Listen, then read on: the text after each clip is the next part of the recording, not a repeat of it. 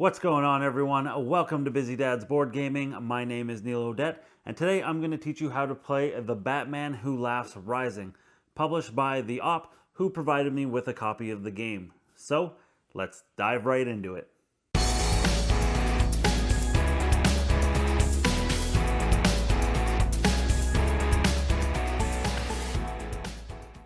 To set up, first lay out the Dark Knights track. This track is comprised of 4 sections, each with spots to hold Dark Knight counters, as well as abilities that could be activated throughout the game. More on that later. There is a purple side for 3 or 4 players, or an orange-brown side for solo or 2 players. I'm setting up for a 2-player game, so I'll be using the orange-brown side. The order in which these are set up is indicated by the different colors in the corners of each section.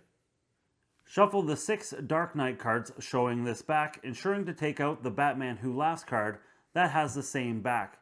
Place one of these face down on each space of the track.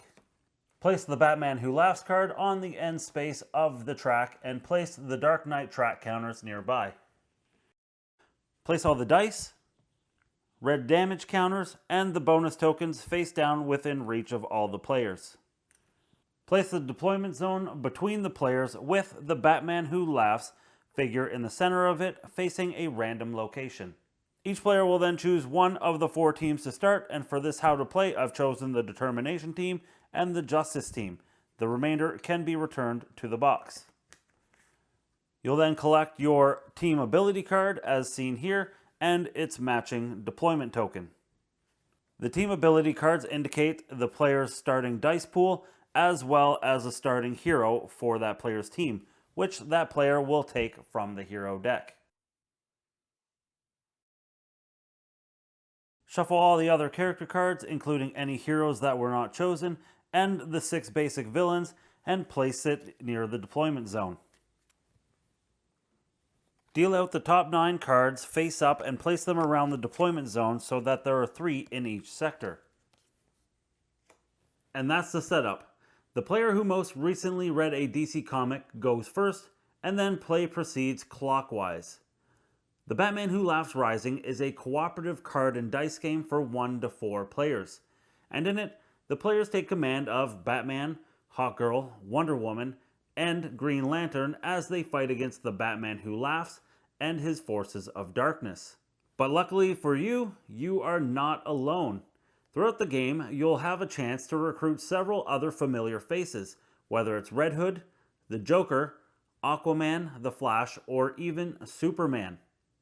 Regardless of who the players end up recruiting to their team, they will all work together to fight off the Dark Knights in a lead up to the final showdown with the Batman Who Laughs. The game is played over an indeterminate number of turns, starting with the first player. Each turn follows the same turn order, which will include placing your team's deployment token in one of the 3 sectors of the deployment zone. You'll then roll and resolve the Dark Knights and the Batman Who Laughs dice, roll your own pool of dice and assign them, and then finally, you'll resolve your hero dice and conclude your turn. But before we get into step 1, placing your deployment zone token, I wanted to quickly touch on hero and villain cards, as having an understanding of those will make it easier to explain how to recruit and damage heroes and villains a little later. As you can see from Deathstroke and Evil Robins, cards are made up of 3 different areas. The amount of damage the character can take, in this case 4 for Deathstroke and 2 for Evil Robins. They then have their ability, which for heroes, that can sometimes mean getting to add additional dice to your own dice pool, healing other characters, subtracting incoming dice, and more. Whereas for villains, when activated, it sometimes means inflicting additional damage to heroes, healing villains with damage tokens on them, and much more. Lastly, you have the symbols required to either recruit a hero or damage a villain. For example, if I wanted to recruit Deathstroke to my team, I would need to have rolled 4 power symbols and 2 justice symbols in my hero roll phase. Once recruited, these symbols no longer have meaning. This concept works the exact same for villains, except they are damaged instead of recruited.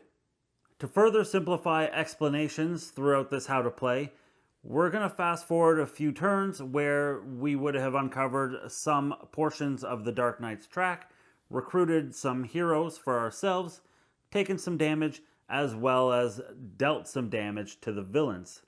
So with all that being said, let's start with step 1, placing your deployment token. The active player chooses where to send their team by placing their deployment token in a sector of their choosing. During the entirety of their turn, players can only interact with the 3 face-up characters and or Dark Knights cards at their chosen location, as well as the heroes on their team unless an ability states otherwise.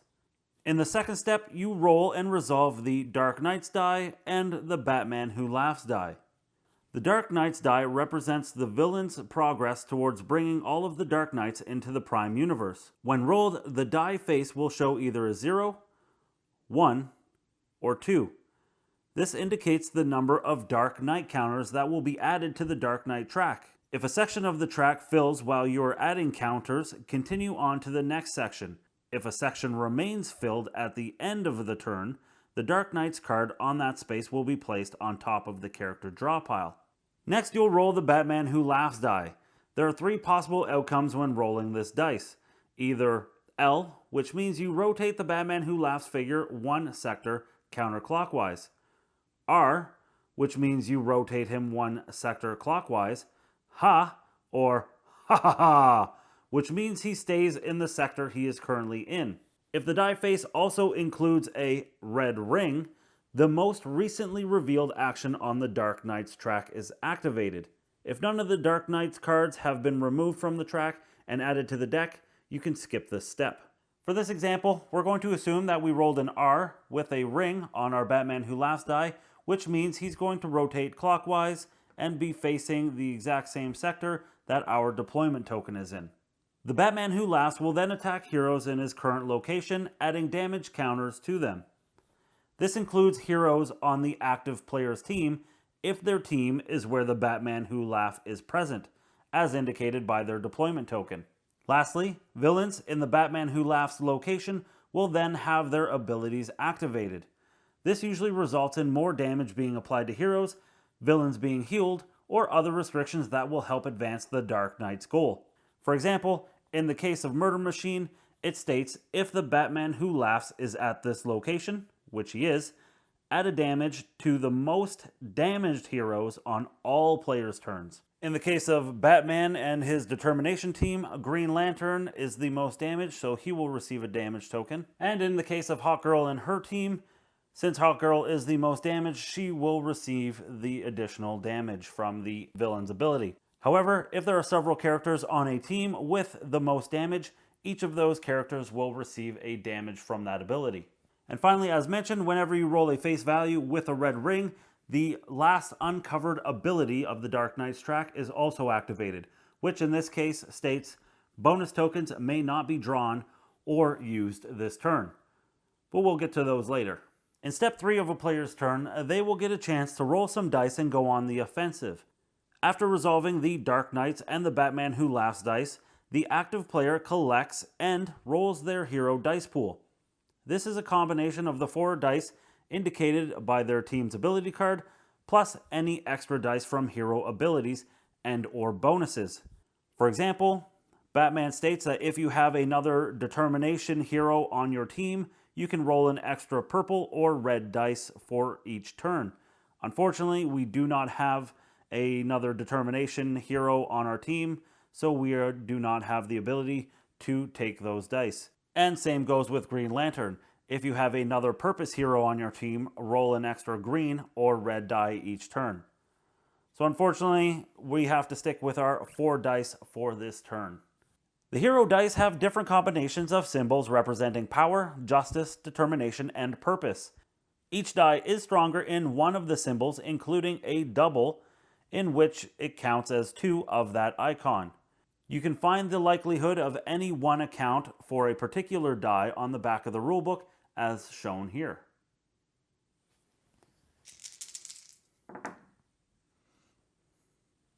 The active player reviews their opening hero dice roll and chooses to assign at least one die to match any of the following: the symbols on characters in their location to either recruit a hero or attack a villain, as we mentioned previously, a character ability on a hero the player has already recruited on their team.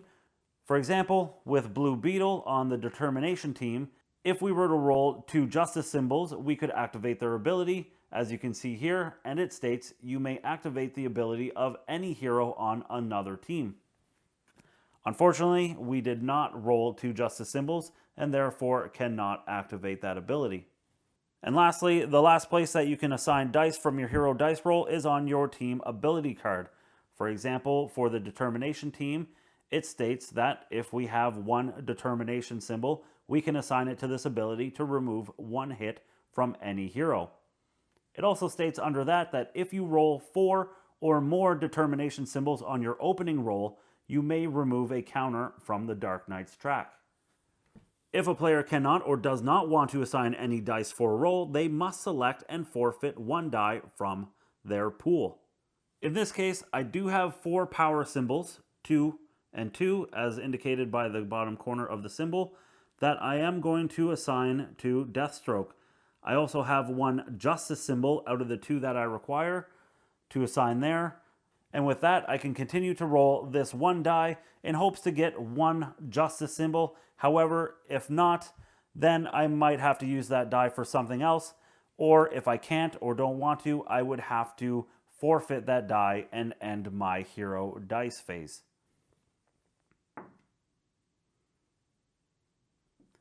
Unfortunately, I was unsuccessful in getting the final justice symbol that I required to recruit Deathstroke. However, let's just go ahead and assume that I had rolled the justice symbol just to make this a little bit easier for explanation. When dice have been assigned to match all the symbols for a character, that character is either successfully recruited, in the case of a hero, or successfully damaged, in case of villains. However, this doesn't happen until the end of the player's turn. Just a note, dice assigned to characters on a player's team may be used to activate abilities immediately. A player's turn ends when they have used or forfeited all their hero dice. When this happens, you move on to step 4. Any heroes successfully recruited this turn are added to the active player's team with all damage counters on them removed. So in this case, I get to recruit Deathstroke and remove all of their damage counters so that they don't come into my team already wounded. Any villains successfully attacked have a damage counter added to them, and the active player gains a bonus token for each damage counter added. All dice can then be returned to the supply. Bonus tokens have a variety of effects and may be used on any player's turn, except for the turn that they are gained. Players can assist one another in their efforts by sharing tokens. Bonus tokens may let a player roll extra hero die, remove damage or Dark Knight counters, or represent hero dice symbols that can be added to a roll if you're just that 1 symbol away from recruiting or damaging a character. A player can wait until after rolling and assigning hero dice before deciding if and how to use bonus tokens. Once used, bonus tokens are discarded. If the supply is depleted, turn all discarded bonus tokens face down and shuffle them to create a new draw pile. You'll then check the Dark Knights track and remove the Dark Knights cards from any completed section and place it on top of the character deck. If the Batman Who Laughs track space is full, turn his card face up and place it below the track. Treat this card as if it is in the same location as the Batman Who Laughs figure. All heroes and villains with full damage at the end of the turn are defeated and placed in the discard area. All recruited and defeated characters are replaced with the top cards from the character deck. Then it's the next player's turn. The game can end in one of 4 ways. If the players can defeat the Batman Who Laughs before the Dark Knights complete their plan, they will win. Just a note, you cannot attack the Batman Who Laughs until his card is revealed at the end of the Dark Knights track. Players lose the game if the entire Dark Knights track is filled with counters, if collectively 10 or more heroes are defeated, and if any one player has all their heroes on their team defeated. Just a note, if players were to both win and lose the game at the same time, for example, the Dark Knights track is filled, and the Batman Who Laughs is defeated, the players win. If you find that the game is too difficult, players may elect to add additional spaces to the end of the Dark Knights track, or may reduce the amount of damage required to defeat the Batman Who Laughs. Additionally, removing some of the basic villains from the starting character deck will also decrease the difficulty of the game. And there you have it. That was my how to play of the Batman Who Laughs Rising. Go ahead and smash that subscribe button and ring the bell to get notified on any future videos. You can find me on Instagram, Twitter, and Facebook. Links for everything in the description below. But until next time, thanks for watching and happy gaming.